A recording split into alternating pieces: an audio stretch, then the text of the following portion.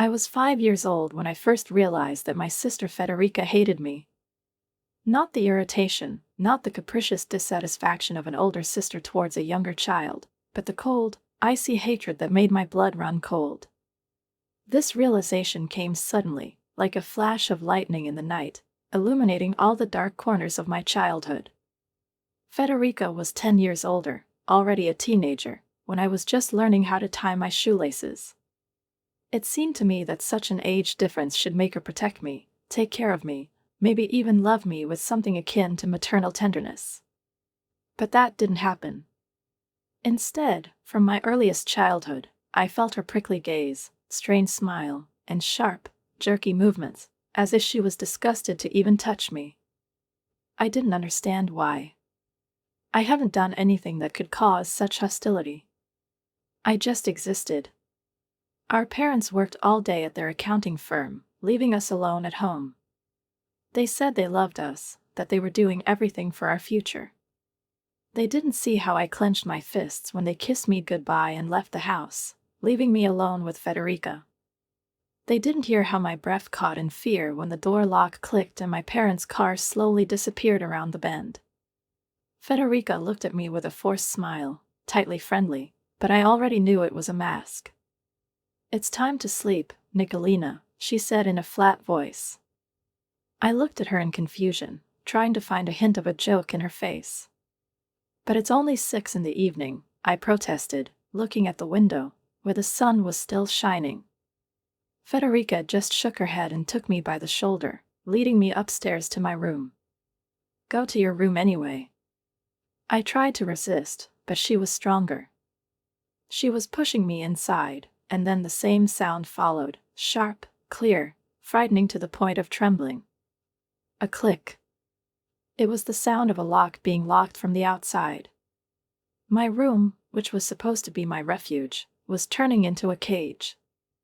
This lock was installed at the suggestion of Federica herself, supposedly for my safety. Her parents trusted her. They thought she cared about me. But now this lock was her weapon. I pounded on the door with my fists, but my voice was low, almost pathetic. "Federica, please let me out." I heard her whisper outside, cold as the wind on a winter night. "Hush, Nicolina. Do you know what happens to noisy little girls?" I held my breath. "Monsters under the bed wake up when they hear a sound." My lips trembled. "There are no monsters," I whispered, more to convince myself than her. But then there was a sound. It started with a barely discernible rustle, like the sliding of claws on a wooden floor. Then there was a slow, scratching sound, as if something was waking up in the dark and starting to crawl towards me. "Oh, no," whispered Federica outside. "What's that rustling over there?" "I think someone is waking up." And then the scratching.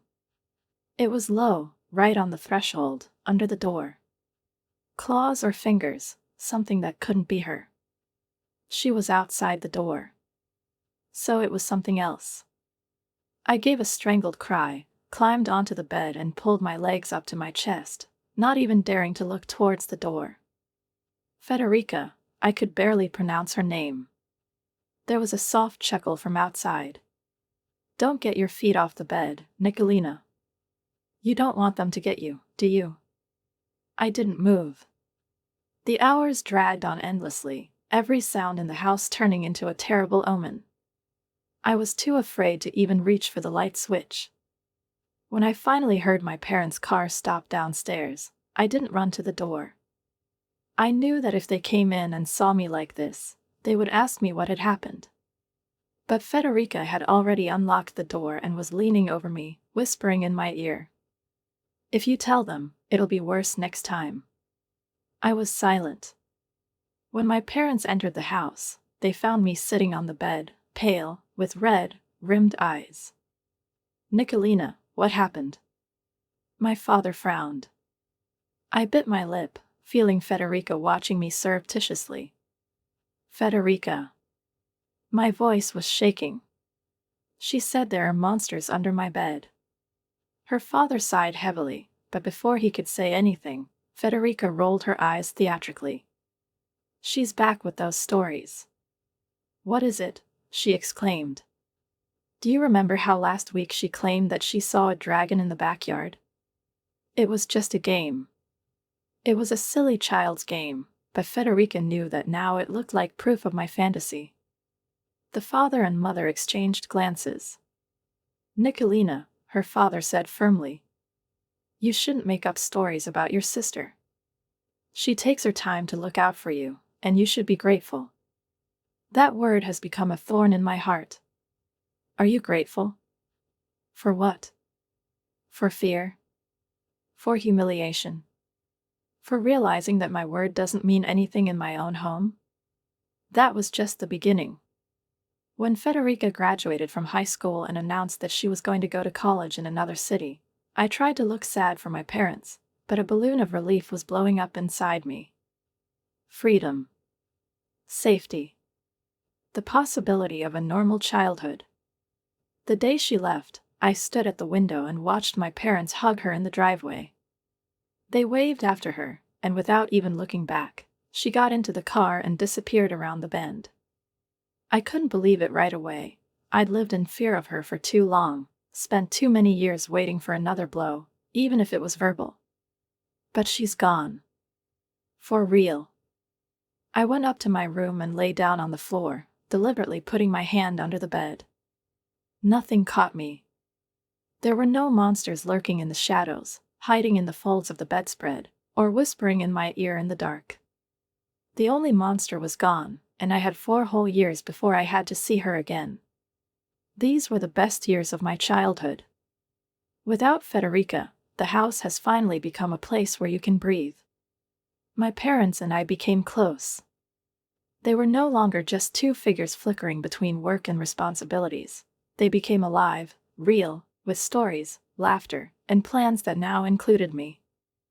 Mom taught me how to bake her famous chocolate chip cookies, and in the evenings our house was filled with the aroma of melted butter, vanilla, and cocoa.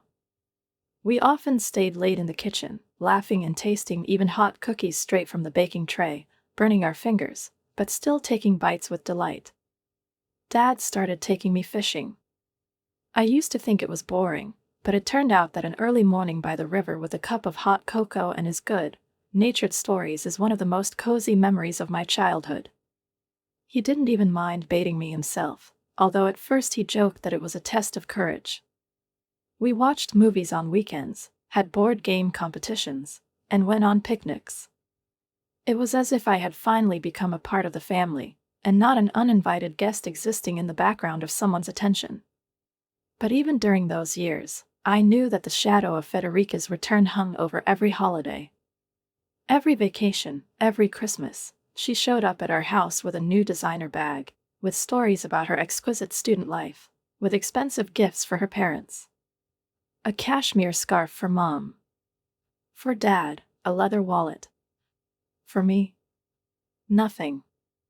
Not even a chocolate bar, not even a simple pencil from her university bookstore. The first time it happened was on Christmas Day, when I was 9. I couldn't hide my pain as I watched my parents unwrap their gifts, and my hands remained empty. Where is the present for Nicolina? Mom asked, noticing the expression on my face. Federica waved her hand dismissively. She's just a kid. She doesn't need expensive things. She paused, shrugging her shoulders. I'll buy her something at the gas station on the way home, if it's that important. But she didn't buy it. And on the following holidays, everything followed the same pattern. And on the next ones. Eventually, I stopped expecting anything. I've learned to be inconspicuous. When I entered high school, it became a refuge for me. The exit. I wasn't popular, but I had good friends, good grades, and teachers who appreciated my concentration and hard work. By the time I was 17, I had college applications ready, a part-time job at a local bookstore, and a future that seemed refreshingly free. And then the announcement came. Your sister is getting married in March, Mom said over dinner, her face beaming with excitement. Isn't that wonderful? I nodded, automatically calculating in my mind. The wedding will take place during the spring break of my senior year. I didn't like the idea of spending my vacation at Federica's wedding, but maybe it was a chance to finally be included in the family. Maybe I'll even become a bridesmaid. The thought was both thrilling and terrifying. 2 weeks later, Federica burst into our house with a diamond ring on her finger and her fiancé.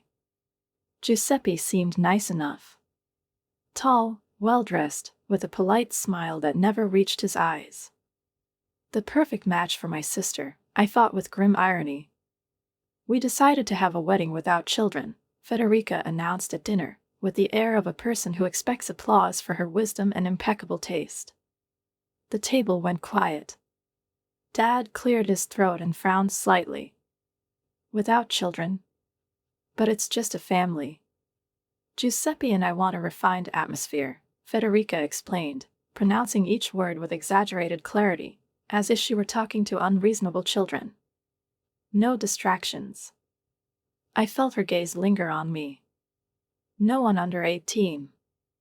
I stared into her eyes without looking away. I'm 17. I'll be 18 in 4 months. She knew that.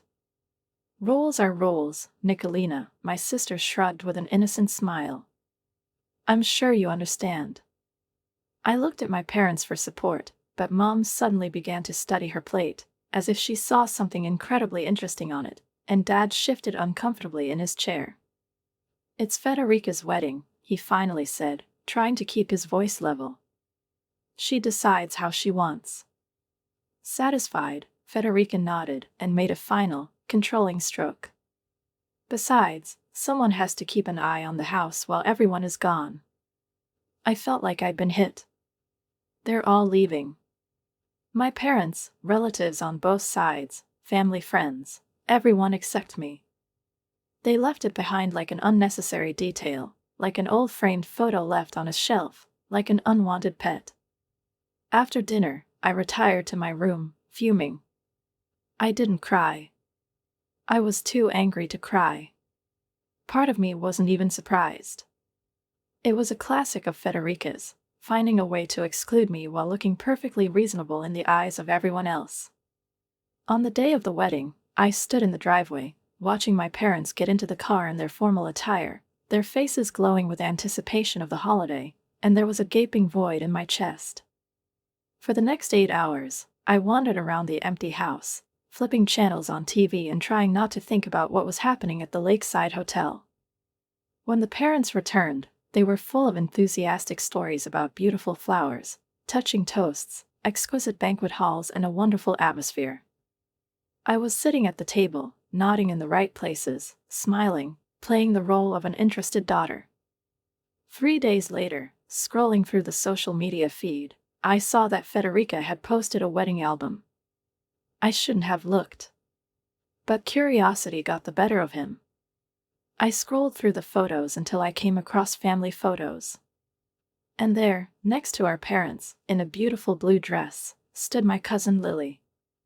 Lily, who was a month younger than me. I zoomed in on the photo, thinking that maybe I was wrong, that it was some other Lily, that it was just a ridiculous coincidence. But no. It was her. My fingers were shaking as I dialed her number. "Oh, yes," Lily replied casually, as if it were a very minor detail. Federica said that the age issue was just a guideline, not a strict rule. Didn't you know? I hung up without answering. Betrayal burned my throat. It's never been a wedding without kids. It was about excluding me specifically. And everyone, including my parents, agreed with this. At that moment, something fundamentally changed in me. I stopped trying to earn Federica's approval or understand my parents. I focused on finishing school, getting scholarships, and plotting my escape. The next time I saw Federica was Thanksgiving, 6 months later. I had just turned 18, and in January I was going to the state university. She made small talk about married life, and I responded with polite indifference. The elephant in the room, her wedding deception, went unnoticed. My student years flew by unnoticed. I studied marketing, made friends who knew nothing about the complex dynamics of my family, and gradually built a life that was entirely my own. I came home for big holidays, but I tried to make my visits as short as possible. Federica appeared periodically, usually when she needed something from her parents. Then the ads came. First, about the birth of their first child, Martino. Then Cleto. Finally, Leona. 3 boys in 6 years. Federica quit her job to become a full-time mom, and suddenly our parents' house turned into her unofficial kindergarten. By the time I graduated and got a job as a junior manager, my life had begun to resemble my own independent story, in which Federica was just an occasional episode that popped up in conversations between my parents or rare family gatherings. My apartment was 15 minutes from my parents' house, but it felt like light years away from the chaos that now reigned in their house. Every time I came, I saw the traces of destruction left by my nephews: stained carpets, broken picture frames, doodles on the walls. It seemed that the house in which I once grew up no longer belonged to my parents.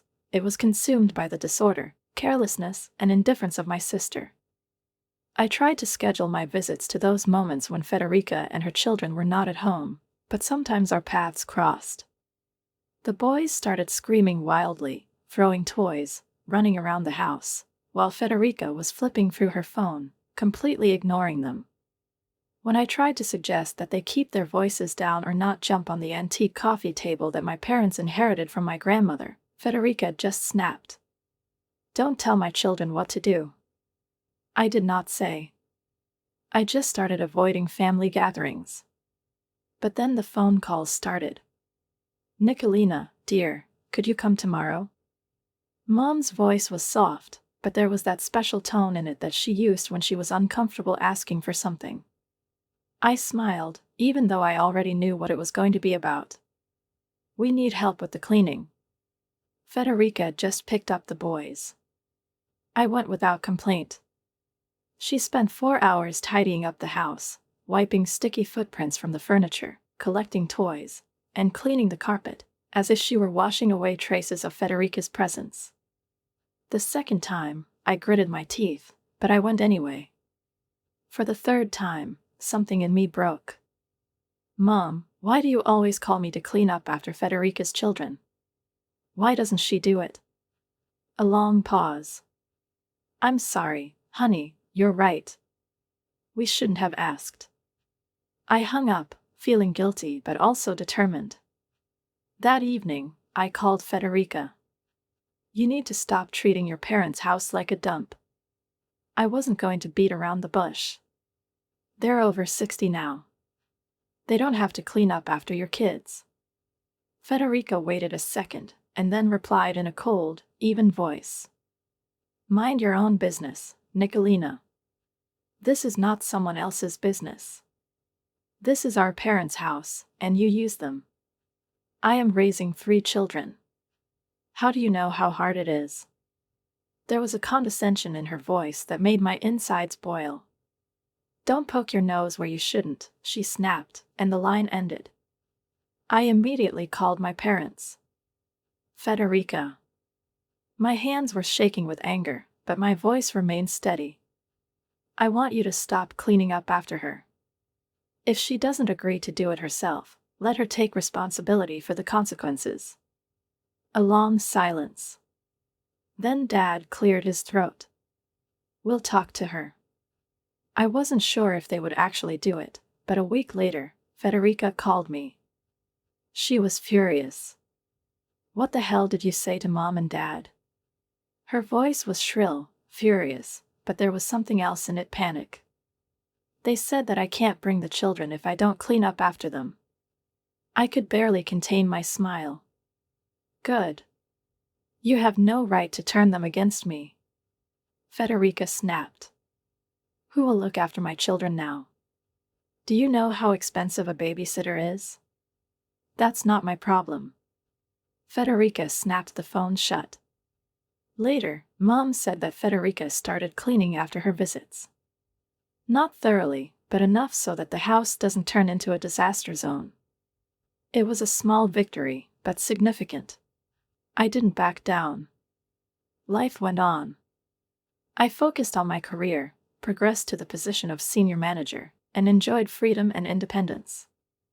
I dated someone lightly, but nothing stuck until I met Leon. We met at a work conference.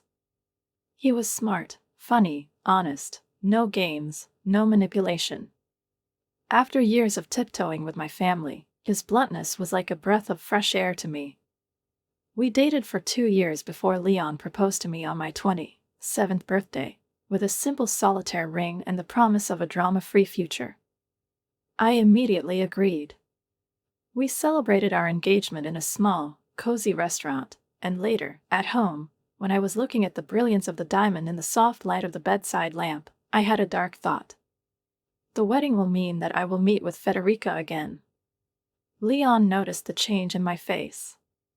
We could leave. Just the two of us. Vegas? He suggested when I explained my concerns to him. I shook my head. I'm not going to let her take away my real wedding. She took too much from me. I'm not going to let her take that away, too. I want my friends and your family to be there. Everyone except my nephews.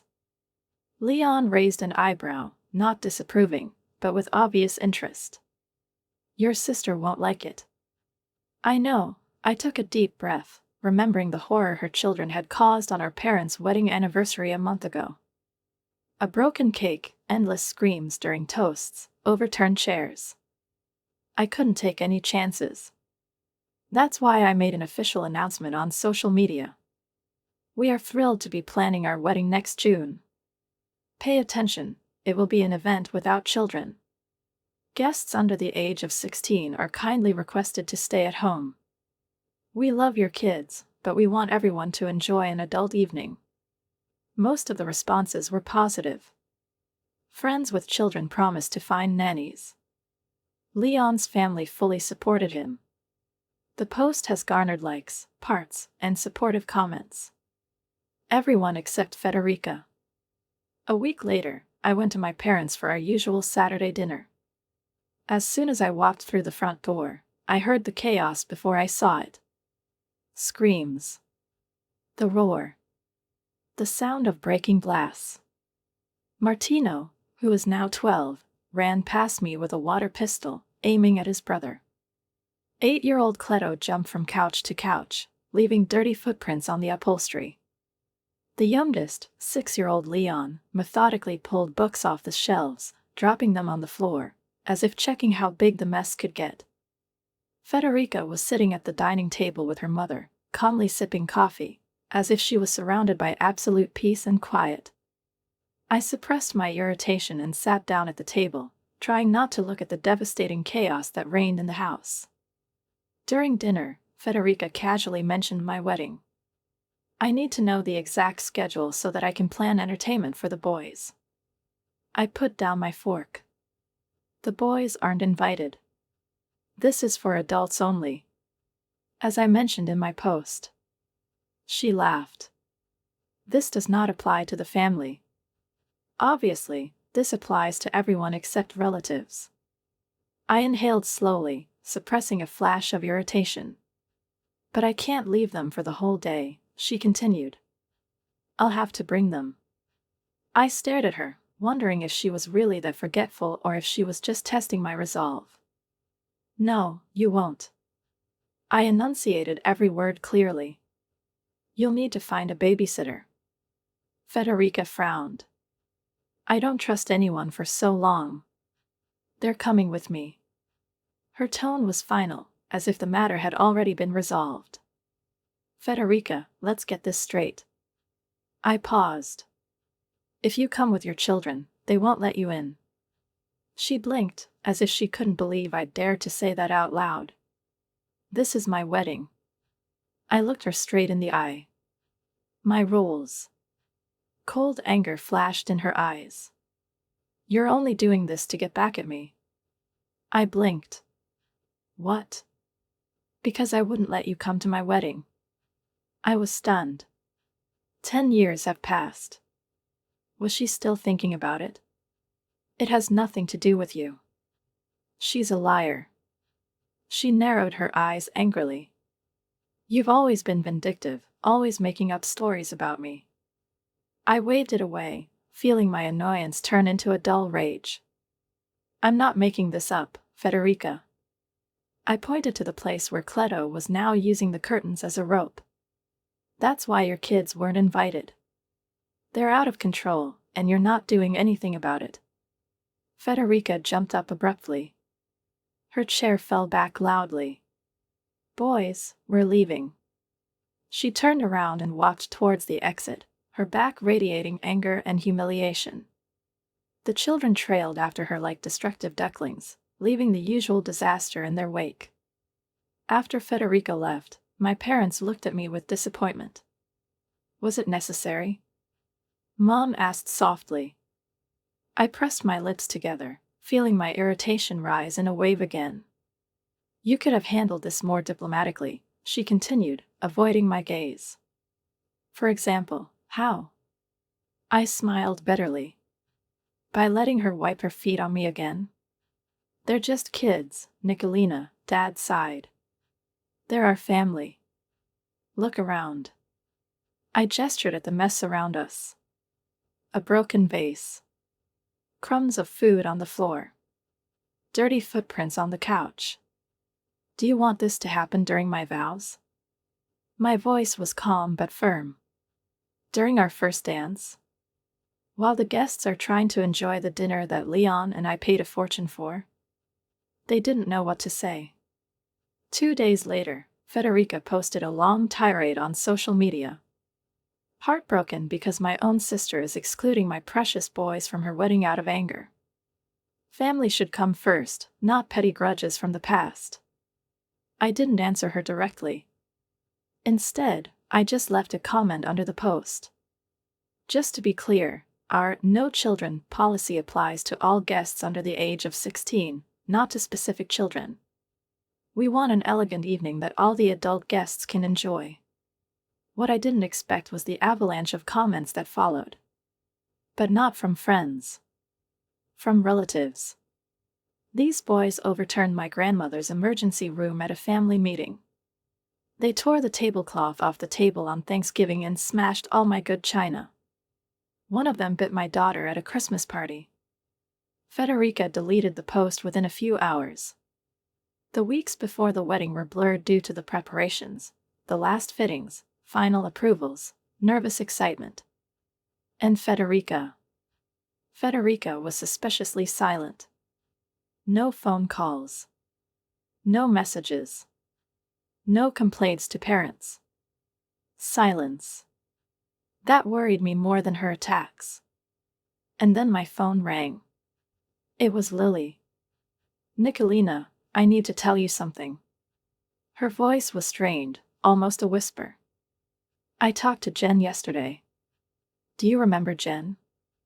A friend of Federica's from college, who was her bridesmaid. I remembered her, a smiling girl, always in the shadow of Federica, the one who laughed even at her worst jokes. According to Jen, Federica is going to. Lily paused. What's she going to do? My voice was suddenly dry. She was going to have an accident. What? The boys, accidentally, had to spill something on your dress during your reception. And Martino was supposed to push your wedding cake. My fingers froze on the phone. Jen felt terrible about it and confessed to me. I hung up the phone and sat in stunned silence. Even for Federica, it was a new bottom. She wasn't just ignoring my wishes, she was actively planning to ruin my wedding day. I told Leon, expecting him to be as shocked as I was. Instead, he was frighteningly calm. We'll hire security. What? We'll just give them pictures of Federica and the boys. No drama, no scenes. They just won't get inside. I nodded. It was the only way. We hired 2 security guards from a professional company. They were given photographs of Federica and her children and given clear instructions. Do not let them through the entrance under any circumstances. It was the morning of the wedding day. I woke up to an amazing feeling of calm. The sky was a perfect blue, the air was fresh and light. I'm getting married to the man I love. It was important. The bridesmaids helped me put on the dress. I looked at myself in the mirror, ran my fingers over the lace fabric, felt its delicate texture on my skin. No matter what Federica was up to, she couldn't touch me anymore. The ceremony was scheduled for 4 p.m. At 3:30 p.m., my phone vibrated. Message from the head of the security service. The subjects arrived with 3 minors. We act according to the instructions. I took a deep breath and handed the phone to the bridesmaid. Don't tell me anything more about my sister unless the building is on fire. The ceremony was wonderful. I walked down the aisle to Leon, and his face lit up with such sincere joy that all worries crumbled like ashes. At that moment, Federica did not exist. We exchanged vows under an arch of white roses, and when the priest declared us husband and wife, there was applause. I felt relieved. It was as if the burden of years of tension, anger, and pain had been lifted from my shoulders. It was only at the reception that reality broke into my life again. Mom appeared next to me at the moment when I greeted the guests. Her face was tense with anger. "How could you?" she hissed, her voice full of reproach. I froze, maintaining a polite smile for the sake of the guests. "Your own sister is outside, crying because those thugs you hired wouldn't let her in." I took a slow breath, resisting the urge to grin. I made it clear that children are not welcome here. She decided to bring them anyway. They are a family, Nicolina. What do you expect from her? I turned to her with the serenity I'd been gaining for years. The same as from all the other parents here. They found a babysitter. Mom's eyes were filling with tears. "Your father and I are taking her home. I hope you're happy with yourself." I watched them leave. By choosing Federica again. It hurt, but less than I expected. Maybe I've been preparing for this all my life. The rest of the reception went perfectly. Friends danced, relatives shared awkward stories from the past. Grandma Leon taught us all Polish folk dance, making us laugh until we cried. Our wedding cake was intact. My dress remained immaculate. No one was throwing food. No one was climbing the curtains. 2 days after returning from my honeymoon, I decided to call my parents. They deserve to know the truth. Maybe if they hear it, they'll finally realize that it wasn't revenge. I dialed their number. "Mom, Dad." I paused. "You should know that Federica planned to ruin my wedding." Silence. Lily found out from Federica's friend, Jen, that she was going to make the boys spill something on my dress and knock over the wedding cake. The silence on the other end of the line became deafening. And then his mother's voice rang out. Cold. Dismissive. "Nicolina, I can't believe you're still making up stories about your sister." I blinked, but quickly pulled myself together. "I'm not making this up." My voice remained calm. Lily heard it directly from Jen. "Why would I lie about this?" The father sighed heavily. "You've always had a lot of imagination, Nicolina. You've always seen the worst in your sister. This has gone too far." I closed my eyes. And I was transported back to my childhood. I remembered the dark room. The click of the lock from outside. Federica's voice, whispering about monsters under the bed. And the way she called me a liar when I tried to tell my parents. I wasn't making it up then. I spoke softly, but clearly. And I'm not making it up now. Lily can confirm that. Lily has always been on your side. Dad waved me off as if I hadn't said anything important. Your sister is very offended by your actions. I stifled a bitter laugh. And I've been offended by her actions all my life. But none of you seem to care. There was a long silence. We should talk about this in person. Finally, the father said. I shook my head. I don't think so, Dad. I took my last breath. I'm done explaining. I love you. But I won't apologize for protecting my wedding day from Federica. Mom sobbed softly. So that's it? Are you just cutting us off? I closed my eyes and allowed myself to feel the pain for a second. But then I made a choice. No, Mom. I'm setting boundaries. When you and Dad are ready to see me as an equal member of the family, and not just an annoying younger sister of Federica, who has to get in line, I will be here. That was 6 months ago.